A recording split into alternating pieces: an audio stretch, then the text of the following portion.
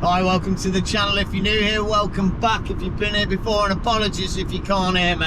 There's a lot of rattling and such going on in the car, but for good reason. I'm on the road heading towards picking something up. If you've been following the series, we're making good progress on the car at the minute. We've managed to rip it out and insulate it, and the majority of the electrics have been done. But at the end of the last episode, I fitted a couple of roof bars to the roof, and that's exactly where I'm heading now. Over to Nottingham to a little spot to pick something absolutely epic up to stick on the roof. Let's just hope they were expecting me. So here we go then. I should explain, yep, I'm getting a bunk, i.e. a roof tent to go on top of the Kia. And I'm going to say this now because I know there's going to be a load of people in the comments going, oh, you're building a stealth camper to sleep inside and you're putting a roof tent on top. And in a way, yes, I am. But in another way, what I'm specifically doing is building a fun little vehicle out. I mean, to be honest, the amount of money I've spent on this build, I could have built a van build. But every channel on these dogs got a van. So I figured why not go quirky and keep it fun, which is why we're sat in the Kia. And in terms of the roof tent, hopefully the first place we're going to be taking this vehicle on its biggest trip is to Morocco and Africa. And what's going to be better or more better than sitting next to a beach in blazing hot sun in the tent with a nice breeze blowing through and a sea view. Equally, I may turn around after that trip and head up to the NC 500 in Scotland in the middle of winter, which means I may swap it out and put a roof box in and then sleep in the car. What I'm trying to say is this build's quirky, we're trying to put as much in it as we can, and it's going to be interchangeable. Let's just build it up for each little trip and enjoy it in the best way we can, starting with an epic roof tent. I hope I'm at the right spot. I better go check. Well, happy days. It's on the roof, fitted snugly, fitted nice. Hopefully it holds as I'm driving down the motorway, but it's looking fantastic. It really is. I think we're gonna have a little test of it, just pop it out, have a little look at it, so I'll basically know what I'm doing with it when I get home.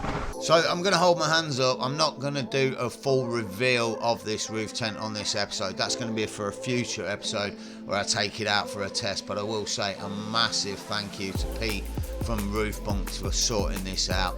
And I will say, once we opened it up and I had a proper look at it, this thing is incredible. Not to go into too much detail, but I can't wait to both show it to you and take it out for the first time and try it out.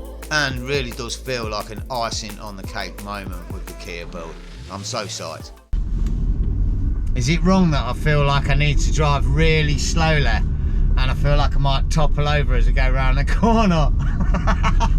I really hope these roof bars are on properly. Oh, I don't know. I feel like my braking distance increased or something. I'm not too sure. Just because there's more weight on the roof. That'd add to my braking distance, wouldn't it? I don't think it's too bad. I mean, you got to think, it's 50 kilos.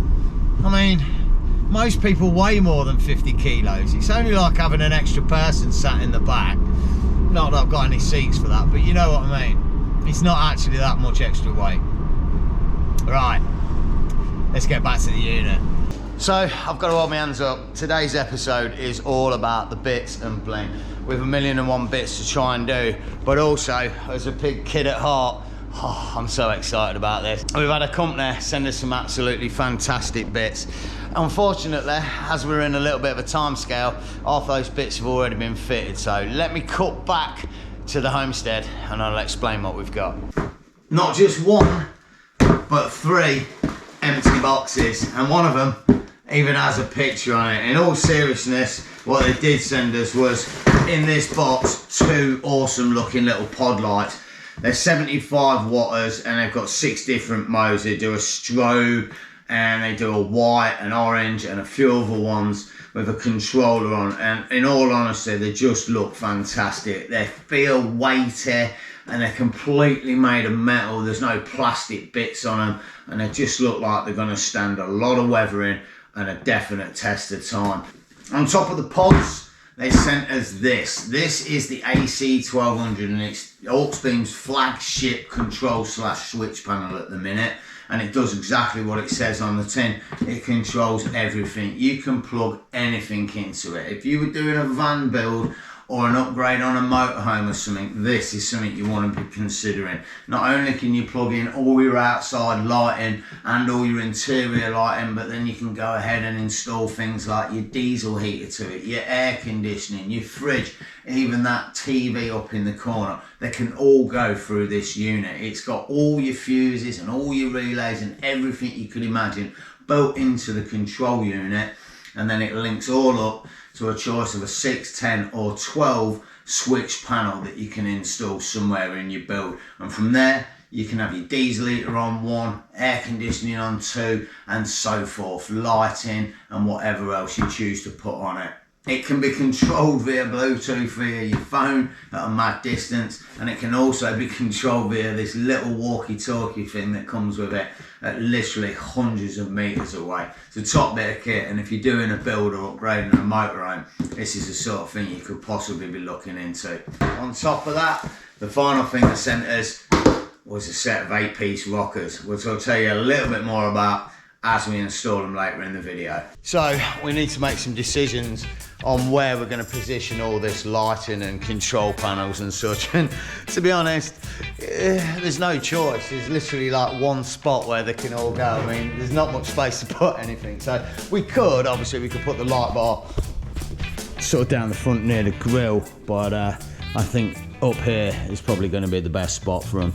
A spot on each side and then the light bar in the middle. Obviously it means we're going to have to drill holes through the roof, run wires and such, which is what we'll get onto now. And then in terms of the actual switch control panel, well, yeah, a little bit limited again, to be honest. I think I could just about fit my GoPro camera next to it, and we've got access for panels while I actually drive. Perfect spot for it, to be fair. And then in the back, oh, excuse the mess.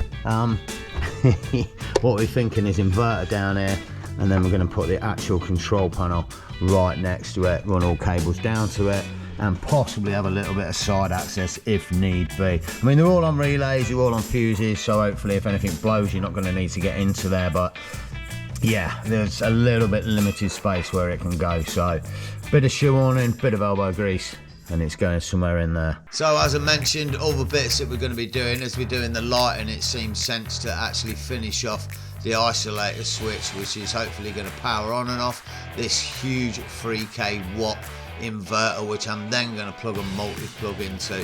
That's all getting wired into the buzz bar, and then obviously it's going to run off the lithium battery here. Oh, it's off. Off? It's off. Yeah, it's off. Right. Isolator on. We're on.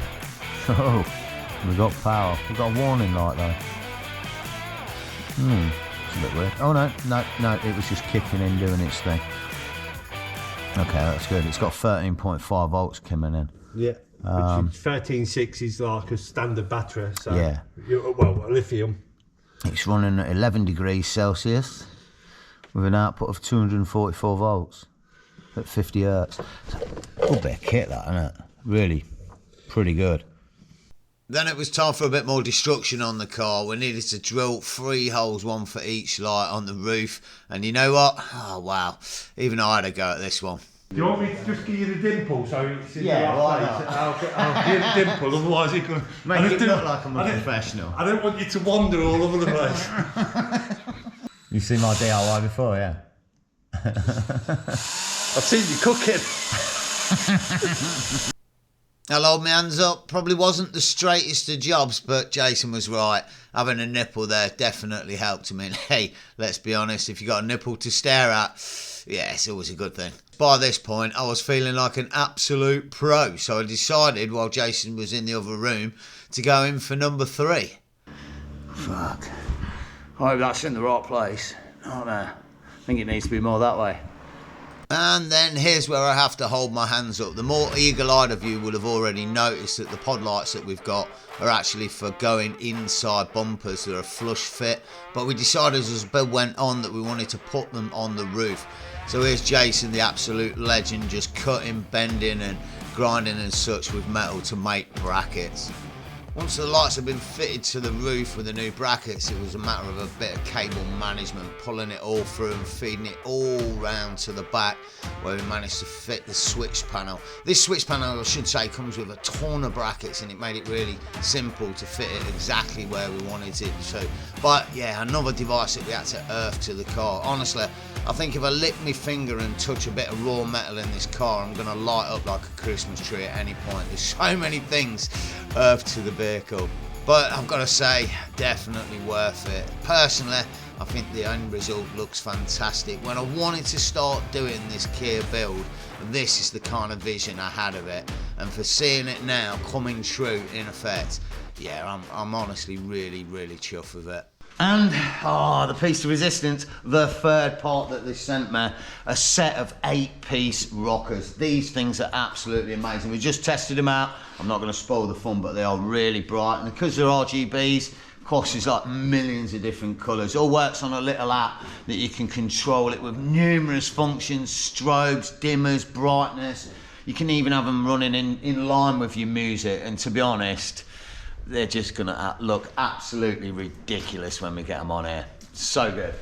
I should say as well, because I've watched a lot of install videos on these rockers, and the general consensus is that these are an absolutely top set of rockers. I mean, as you can see, they work in a daisy chain network. So we've got an 8-piece, but we've gone for a 6-piece because it just fits better on the car. You've got a main control unit at the back, and they run separately in daisy chains. I've seen other ones of these rockers where you've got like 8 cables coming off the control unit, and it's just an absolute spaghetti mess.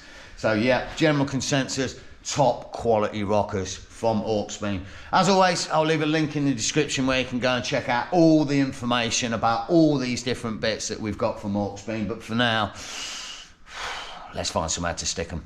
So, in terms of installing these rockers, it is actually going to be a little bit difficult to show you, obviously, because of going under the wheel wells and such. But essentially what we're going to do is run the control panel from the back near the main leisure battery, and then on each wheel arch there's going to be one, and then in the middle of the car there's going to be one. And how we're going to do it, basically this is going to attach under the wheel arch.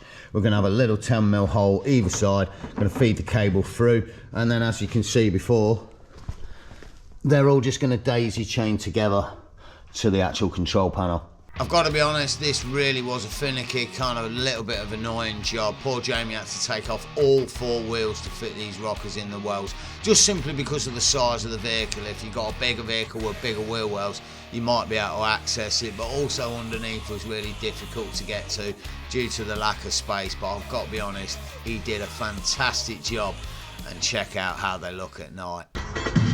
Yeah! Wicked. Boom. Side lights, they are so awesome, those side lights.